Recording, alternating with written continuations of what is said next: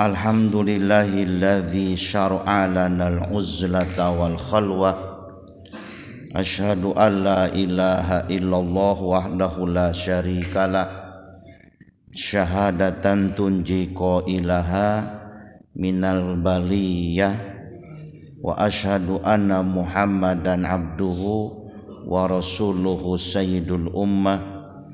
Allahumma fasalli wa sallim wa barik ala abdika wa rasulika Sayyidina Muhammadin ibni Abdillah wa ala alihi wa ashabihi wa mawala. Amma ba'du. Qala ta'ala fi kitabihil karim, a'udzu billahi minasy syaithanir rajim. Bismillahirrahmanirrahim. Qu anfusakum wa ahlikum nara. Wa qala an-nabiyyu sallallahu alaihi wasallam, innallaha ta'ala hafal islama bil akhlaqi. Shadaqallah wa sadaqa Rasulullah Muhammad sallallahu alaihi wasallam. Faya ibadallah, jamaah rahimakumullah. Alhamdulillah, puji syukur senantiasa kita panjatkan kehadirat Allah subhanahu wa ta'ala. Allah yang senantiasa menambahkan kepada kita berbagai nikmat dan karunia, sehingga dengan bertambahnya nikmat dan karunia dari Allah subhanahu wa ta'ala akan senantiasa mendorong kita untuk meningkatkan syukur kita kepada Allah. Dengan kita senantiasa terdorong untuk meningkatkan syukur kita, maka kita pun akan semakin banyak melakukan aktivitas yang bernilai ibadah dan juga aktivitas ibadah itu sendiri. Dan dengan kita senantiasa ada dalam aktivitas yang baik yang bernilai ibadah atau ibadah itu sendiri, maka tentunya kita ada dalam kebaikan. Hal ini sebagaimana yang disabdakan oleh Rasulullah Muhammad sallallahu alaihi wasallam, inna min khairi ma'ayisin nasi kullihim rajulan akhidan bi inani farsihi fi sabilillahi in sami'a faz'atan aw hay'atan kana alamatni farasihi yabtagil mauta awil qatla fi maudanihi aw rajulan fi ghanimatin lahu fi ra'si suf'atin min hadhihi syi'afi aw fi batni wadin min hadhil awdiyati yuqimus sholata wa yu'tiz zakata wa ya'budu rabbahu hatta ya'tiyahul yaqinu laisa minan nasi illa fi khair. Artinya ibadah Allah jamaah rahimakumullah, bahwa kehidupan manusia itu tetap bernilai baik apabila ada orang yang tetap di jalan Allah dengan mengendarai kendaraannya. Kalau dulu mengendarai kudanya, sehingga apabila ada panggilan untuk bertempur, siap bertempur sampai meninggal dengan mati syahid, atau dia setelah berperang membawa harta rampasan, kemudian harta rampasannya itu digunakan untuk kemaslahatan, atau ada di sebuah tempat setelah perang, setelah bertempur, di mana menegakkan sholat, melakukan aktivitas, menegakkan sholat, mengeluarkan zakat, kemudian mengabdi kepada Allah subhanahu wa ta'ala sampai meninggal. Maka yang demikian itu laisa minan nasi illa fi khair. Semua kegiatan tersebut adalah bernilai baik bagi manusia, bernilai baik bagi kita. Salawat dan salam juga semoga senantiasa terlimpah atas Nabi besar Muhammad sallallahu alaihi wasallam, para keluarga, sahabat, tabi'in, atba'it tabi'in, dan juga seluruh umatnya. Ibadallah jamaah rahimakumullah, saat ini kita ada di bulan ke-11 dari bulan-bulan Masehi atau dari tahun miladiah, dan ternyata sampai bulan ini kita pun masih dalam suasana pandemi. Dalam suasana pandemi ini masih berlaku bagi kita social distancing, isolasi, kemudian juga karantina dan jaga jarak. Jauh sebelum ada istilah karantina, kemudian isolasi diri, social distancing, dalam khazanah ilmu tasawuf khususnya ada dua hal atau dua istilah yang dikenal, dan itu sudah menjadi tradisi kaum muslimin. Karena ini merupakan dua hal ini tradisi para nabi dan para rasul, yaitu seperti yang kami ungkapkan dalam muqaddimah, al-uzlatu wal khalwatu, uzlah dan khalwah. Sekilas antara uzlah dan khalwah itu tidak beda dengan yang disebut dengan karantina, yang disebut dengan isolasi diri, yang disebut dengan jaga jarak, yang disebut dengan social distancing, karena yang intinya sama-sama menghindari kerumunan. Banyak orang sama-sama berupaya untuk meminimalisir banyak bergaul, bertemu dengan berbagai macam orang. Akan tetapi pada praktek dan hakikatnya tentu antara uzlah khalwah dan istilah-istilah sekarang yang muncul di musim pandemi ini itu berbeda.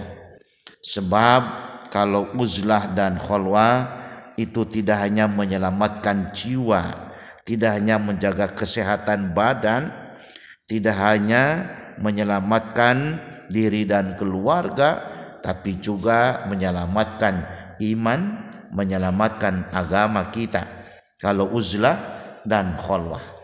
Sementara kalau social distancing itu fokusnya kepada menyelamatkan badan dan jiwa agar tetap dalam keadaan sehat, tidak terkena wabah yang sedang viral atau yang sedang mewabah ini.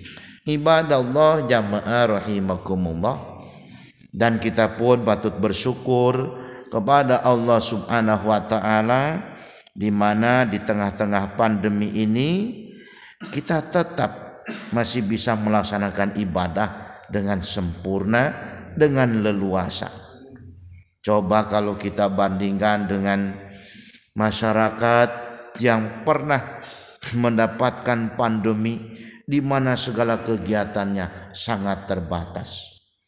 Kita walaupun di suasana pandemi ini bisa bekerja dengan leluasa, bisa beribadah dengan leluasa, bisa melaksanakan ibadah, sehingga insya Allah pandemi ini tidak akan mengurangi nilai ibadah kita dan juga tidak akan mengurangi kesempurnaan ibadah kita. Terbukti di musim pandemi ini kita bisa merasakan manisnya ibadah, dan dengan kita merasakan manisnya ibadah itu pertanda bahwa kita sudah mendapatkan pahala di dunia.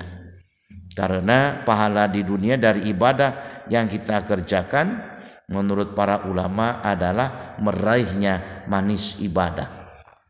Sawabul ibadati fid dunya halawatul ibadah, wa sawabul ibadati fil akhirati al jannah. Di kalangan para ulama ada istilah sawabul ibadati fid dunya, pahala ibadah yang Allah berikan di dunia adalah halawatul ibadah, berupa manisnya ibadah. Wa sawabul ibadati fil akhirah al jannah. Adapun pahala yang Allah berikan atas ibadah yang kita kerjakan nanti di akhirat adalah surga. Maka dengan kita merasakan manisnya ibadah, itu pertanda bahwa kita sudah mendapatkan pahala ibadah di dunia. Ibadallah jamaah rahimakumullah, dengan kita mendapatkan pahala ibadah di dunia, yaitu merasakan nikmatnya ibadah, berarti kita ini ada dalam kebaikan. Termasuk kategori laisa minan nasi illa fi khair, bahwa kita ini senantiasa ada dalam kebaikan.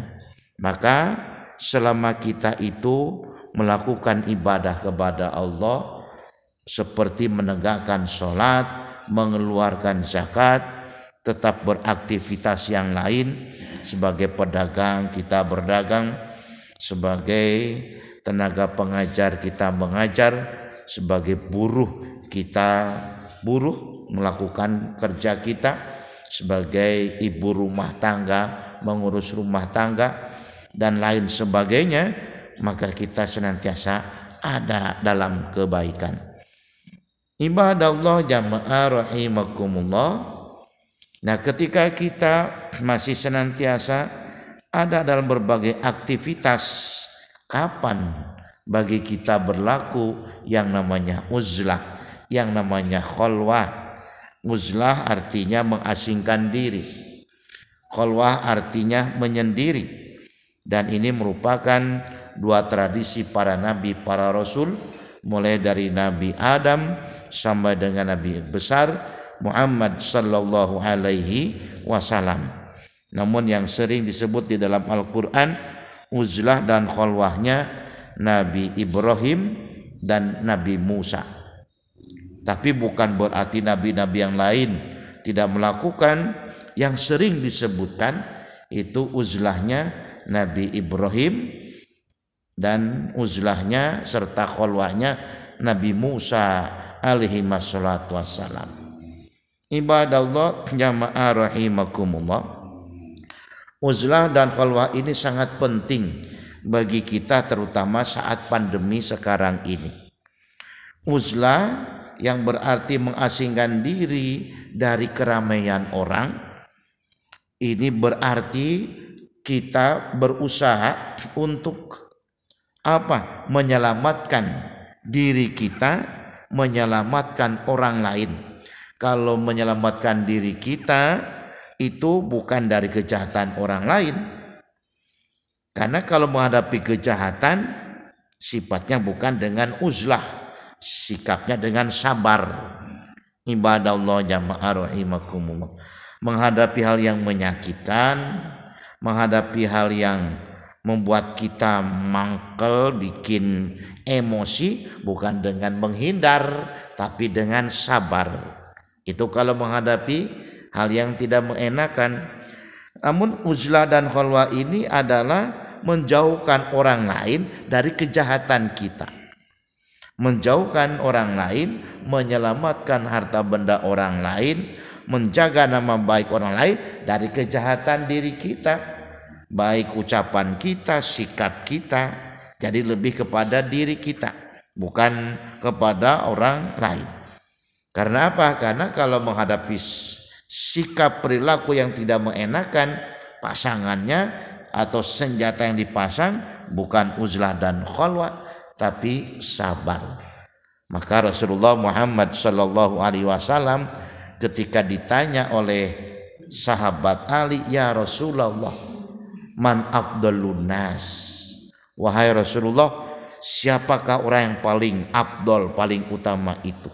Maka Rasulullah Muhammad sallallahu alaihi wasallam menjawab, afdalun nasi man sobaro ala adzan nasi. Manusia yang paling utama itu ya yang sabar menghadapi hal yang menyakitkan, hal yang tidak mengenakan, yang bersumber dari orang. Maka ketika tetangga kita menyakiti kita, Bukan berarti kita harus pindah, mah gak enak bertetangga, ganggu terus. Kalau begitu dah usah, rumah dijual saja, dah usah bertetangga dengan tetangga yang seperti ini. Nah, tidak demikian. Tapi di situ yang diberlakukan adalah sabar menghadapi tetangga. Memperhatikan sabda Rasulullah Muhammad sallallahu alaihi wasallam, man kana yu'minu billahi wal yaumil akhir falyukrim jarahu. Barang siapa yang beriman kepada Allah dan hari akhir, maka hendaknya memuliakan tetangga. Memuliakan tetangga bukan dengan cara menghindar. Kalau kejahatannya kita hindari, nah tapi dihadapi dengan kejahatannya kita hindari, akan tetapi dihadapi dengan sabar. Hanya saja terkadang kita begitu bertetangga dengan tetangga yang tidak baik, kita terkadang melupakan sabda Rasulullah Muhammad sallallahu alaihi wasallam tadi, man kana yu'minu billah, akhirnya apa? Pindah tempat. Alasannya hijrah. Ibadah Allah jamaah rahimakumullah. Hijrah itu seperti yang dilakukan oleh para nabi, para rasul, berpindah tempat itu ibadah Allah jamaah rahimakumullah. Di ketika apa? Di ketika memang nyawa, harta, benda dan lain sebagainya terancam, baru melakukan yang namanya hijrah. Bukan sabar di situ, yang tidak hanya sabar kalau di situ, tapi hijrah karena ada hal yang terancam, dan itu bersikap atau bersifat emergensi, bersifat darurat atau mendesak. Ibadah Allah jamaah rahimakumullah, khalwah dan uzlah ini merupakan ciri orang yang sedang menempuh jalan kebenaran. Kalau dalam bahasa sufi, uzlah dan khalwah ini termasuk ke dalam suluk. Artinya jalan yang mesti ditempuh oleh orang yang ingin wuslah. Wuslah itu yang sampai kepada Allah. Kalau sampai kepada Allah itu artinya yang mendapatkan ridho Allah subhanahu wa ta'ala. Ibadah Allah jamaah rahimakumullah, ketika kita melaksanakan uzlah dan khalwah, atau baik uzlah maupun khalwah, maka tentu kita tidak meninggalkan kewajiban-kewajiban yang lain. Seperti kewajiban kita bekerja tetap bekerja, kewajiban silaturahmi ya tetap dikerjakan. Jangan sampai ada undangan ulem, maaf ya, saya ndak bisa datang ke pernikahan anak panjenengan, saya lagi uzlah. Ndak boleh. Tetap dikerjakan kewajiban-kewajiban yang lain. Tidak boleh karena uzlah dan khalwah mengabaikan kewajiban yang lain. Dan yang namanya uzlah serta khalwah ini ibadah Allah jamaah rahimakumullah, meninggalkan hal-hal yang bisa merusak iman, merusak ibadah, merusak akhlak, mengancam jiwa dan lain sebagainya. Kenapa? Ibadah Allah jamaah rahimakumullah kami ketengahkan karena uzlah untuk saat ini, ibadah Allah jamaah arsyadakumullah, sangat-sangat bahasa sekarang paradoks. Kenapa paradoks? Uzlah si uzlah, akan tetapi apa? Hubungan lewat media sosial nggak pernah putus. Yang menghindar, tidak pernah keluar dari rumah, menyendiri, bahkan mengasingkan diri. Tapi lewat media sosial banyak orang yang tersakiti, banyak orang yang tersinggung. Sehingga apa? Ibadah Allah, sehingga lewat media sosial, karena uzlahnya dia bawa alat media sosial, sehingga banyak orang yang tersinggung, banyak orang yang tersakiti lewat chattingnya, bahkan mungkin lewat rekaman yang ia kirim. Nah, ini ibadah Allah jamaah rahimakumullah tidak termasuk uzlah. Uzlah harus membersihkan diri kita dari menyakiti orang. Sebab apa? kalau kita sudah menyakiti orang, kita itu akan disebut sebagai muflis sejati, orang yang bangkrut.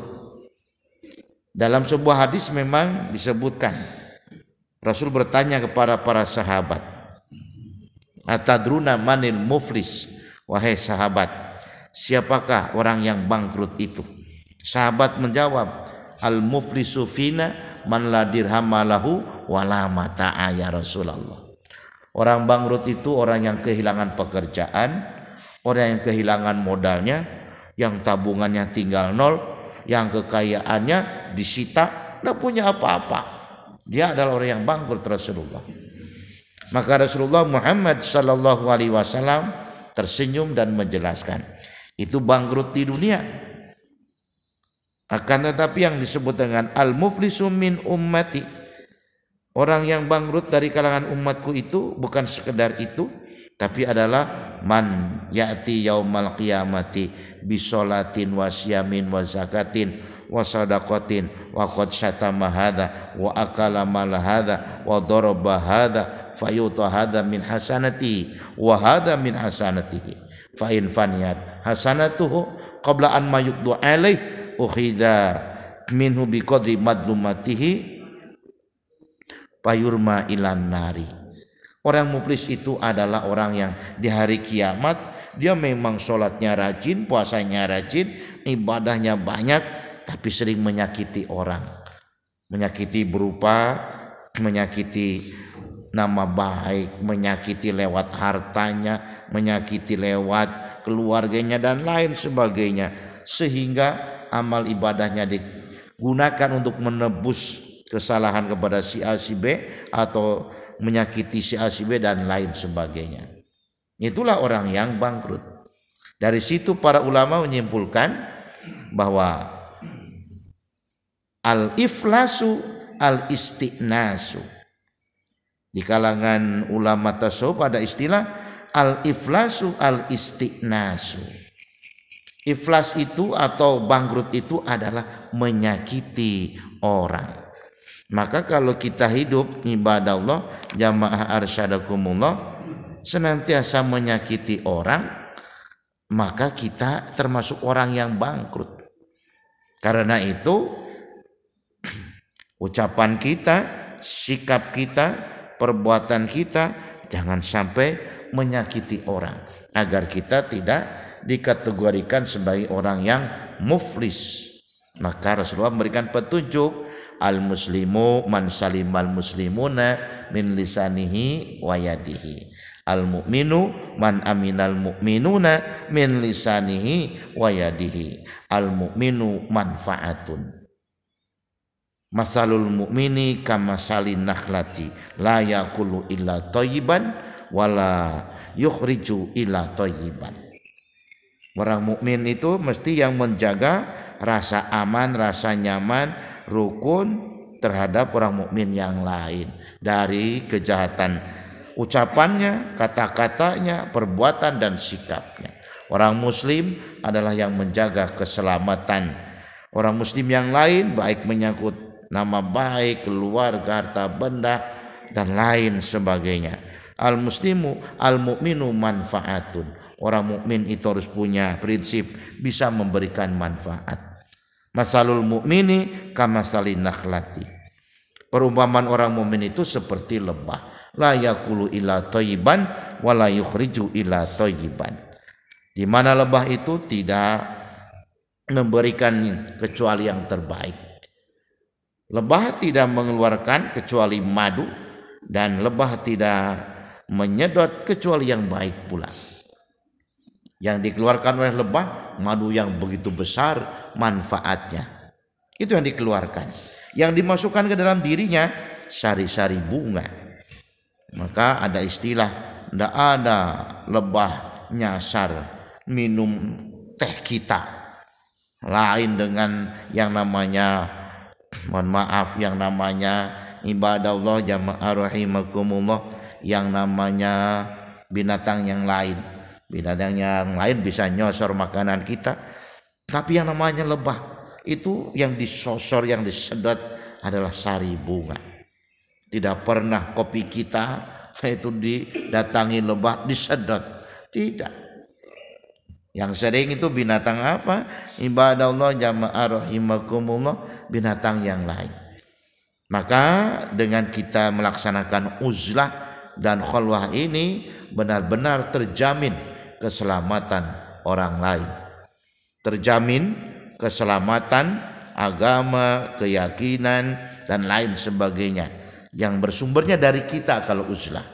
Jangan sampai uzlah itu menghindarkan diri dari kejahatan orang lain, bukan, tapi menjauhkan orang lain dari kejahatan kita.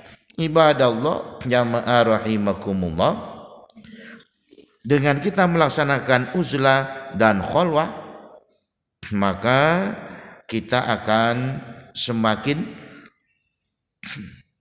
mantap hati kita dalam beribadah kepada Allah Subhanahu wa taala.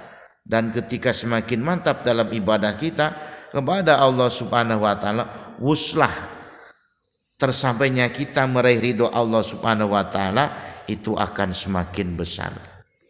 Maka di kalangan para ulama seperti kata Ali Ad-Daqqa, ibadah Allah jamaah rahimakumullah, dengan uzlah dan khalwah ini kita akan lebih mapan dalam beragama, akan lebih dewasa untuk menghadapi kehidupan di kemudian hari, dan di samping lebih dewasa lebih siap menghadapi kehidupan di kemudian hari dengan melaksanakan uzlah dan khalwah.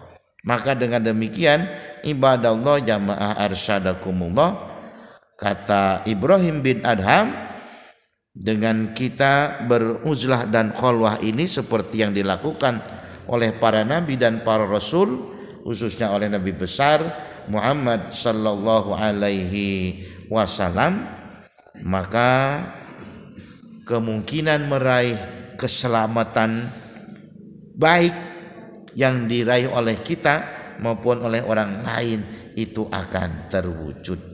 Maka ibadah Allah jamaah rahimakumullah, orang yang melakukan uzlah dan khalwah adalah orang-orang yang benar-benar ingin memberikan rasa aman, nyaman kepada orang lain, ingin memberikan rasa tenang kepada orang lain.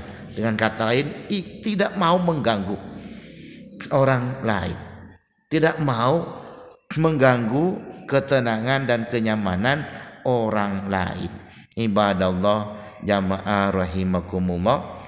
Karena itu kata Al-Junaid, man aroda an yuslima lahu dinahu wa yastariha badanahu wa qalbahu falyatazilin nasa fa inna hadza zamanu wihsyatin wal akilu manihtara fihil wihdah.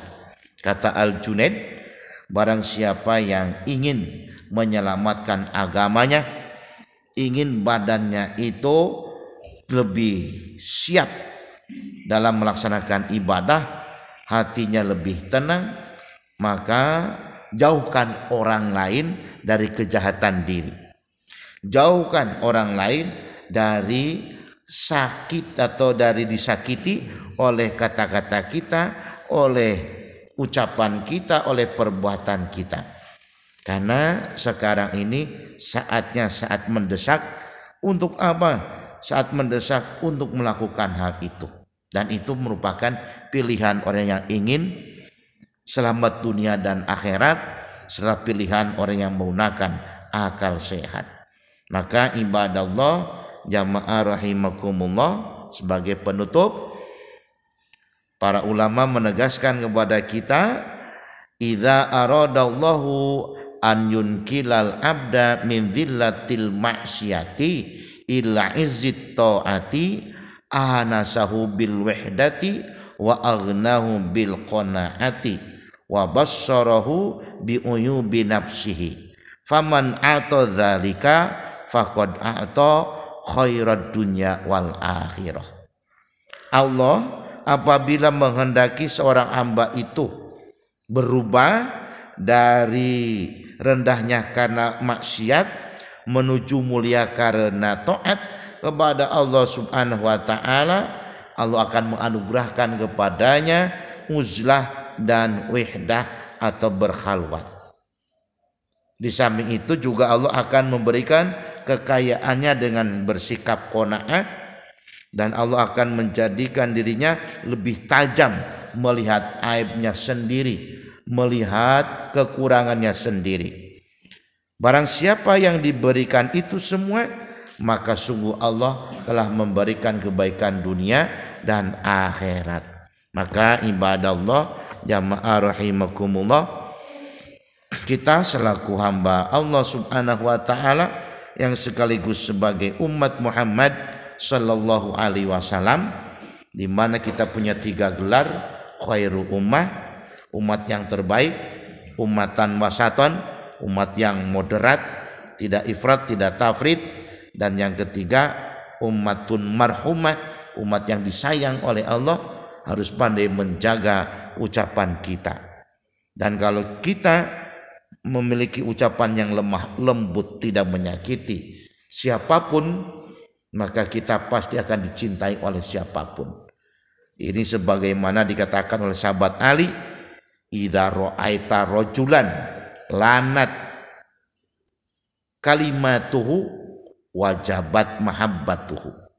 Kata sahabat Ali, siapapun yang kita lihat ucapannya lemah lembut, ucapannya tidak menyakitkan, ucapannya memotivasi, ucapannya meredam, ucapannya itu menyejukkan, kata sahabat Ali, wajabat mahabbatuhu, wajib mencintai orang itu. Jangan melihat penampilannya, latar belakangnya, lihat ucapannya. Maka terkenal kata-kata sahabat Ali, undur maqala wala tandur man qala. Ini latar belakang lahirnya kata-kata mutiara sahabat Ali, undur maqala wala tandur man qala. Ibadah jamaah rahimakumullah, mungkin hanya ini yang bisa kami sampaikan. Terima kasih dan mohon maaf. Billahi taufiq wal hidayah. Usikum wa iyaya bitaqwallahi wa ta'atihi. Wassalamualaikum warahmatullahi wabarakatuh.